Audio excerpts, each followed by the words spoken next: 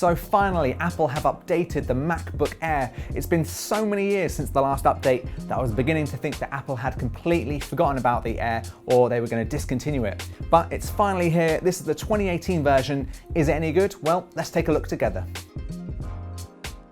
So I'm a huge fan of the MacBook Air and I rushed out to get the original one all of those years ago, even though I couldn't really afford it at the time. To me, it just felt like you were touching the future, and I really do believe it was a laptop which changed the game, and I don't think any other Mac or PC came close to it for many, many years. So I'm really glad Apple have refreshed this MacBook Air. From a distance, I think it actually looks very similar to the original one, although Apple have actually changed every aspect of the MacBook Air, so let's take a closer look. It's now actually 17% smaller than the previous generation, which means it will fit nicely into any bag or backpack. The outside is also the first Mac to be made from 100% recycled aluminium, which is really great to see. I love that Apple is pushing the green credentials with this device.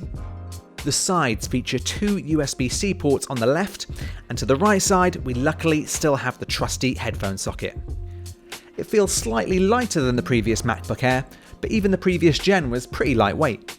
Now the biggest upgrade in my opinion is the one we've all been waiting for.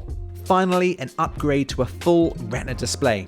Apple claims that there are 48% more colours than the previous generation, and I must say it looks 100 times better than the previous gen. The bezels on the screen, whilst not edge to edge, are also a lot smaller, bringing them in line with other Apple laptops.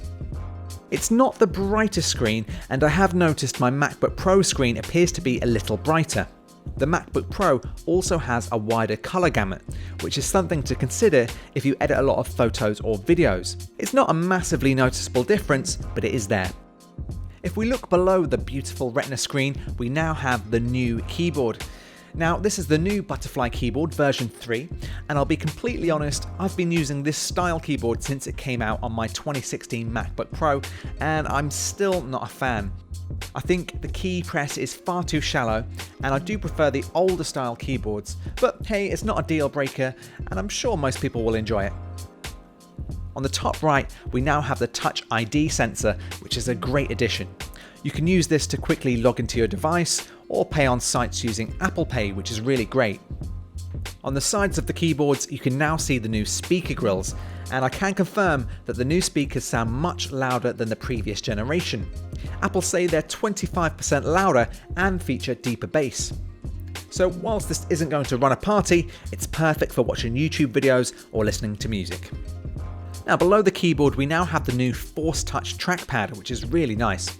It's much bigger than the previous version. If you've never used one before, the trackpad doesn't actually move when you click down, it clicks you back, which is as freaky and as brilliant as it sounds.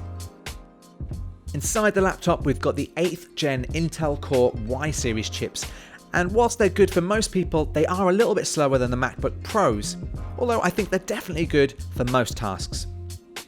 Battery life is also really good on the new MacBook Airs. Apple claims you'll get around 12 hours, which is pretty nice. I mean, on the MacBook Pro, I averagely get 4 to 6 hours, which is pretty poor. So I think having 12 hours on a device this thin is really good. So price starts at £1,199 for the 128GB model. I would have really liked to see Apple stay under that £1,000 mark, but they haven't. But in fact, this is actually the cheapest MacBook you can get out of the MacBook Air, and the MacBook Pro. So it does tell you a little something about Apple's new pricing structure, if this is the cheapest one you can get. So what do I think of this new MacBook Air? Well, I finally think it's got the updates it deserves. It's got USB-C, it's got a larger trackpad, it's got Touch ID, and finally, it's got that Retina display that we've all been waiting for.